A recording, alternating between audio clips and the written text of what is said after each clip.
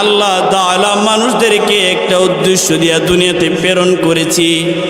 দুনিয়ার মধ্যে মানুষদেরকে আমি আল্লাহ এমনি এমনি বানাই নাই।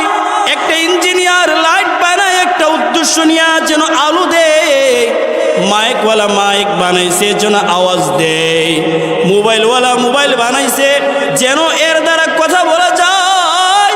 আল্লাহ আমাদেরকে একটা উদ্দেশ্য নিয়ে এই দুনিয়াতে পাঠাইছে। যদি আমরা এই উদ্দেশ্য মোতাবেক চলি তাহলে আমি আল্লাহর দৃষ্টিতে মানুষ, আর যদি আমি সে উদ্দেশ্য মোতাবেক না চলি আমার স্থান হলো গরু ছাগলের মতো। ঠিক কিনা মুসলমান? আল্লাহ তাআলা বলেন, বান্দা আমি তোকে এই পৃথিবীতে এমনি এমনি সৃষ্টি করি নাই, আমি আল্লাহ তোকে আমার ইবাদতের জন্য সৃষ্টি করেছি। সুবহানাল্লাহ। তাহলে আল্লাহ তাআলা আমাদেরকে কিসের জন্য সৃষ্টি করছেন? আল্লাহ তাআলার ইবাদতের জন্য। এবার যে বান্দা আল্লাহ তাআলার ইবাদত করে ওই বান্দা আল্লাহ তাআলার প্রকৃত বান্দা, আর যেই বান্দা আল্লাহ তাআলার ইবাদত করে না আল্লাহ তাআলা বলেন ও আমার কোনো বান্দা না, ও হলো চতুষ্পদ জন্তু। ঠিক কিনা মুসলমান?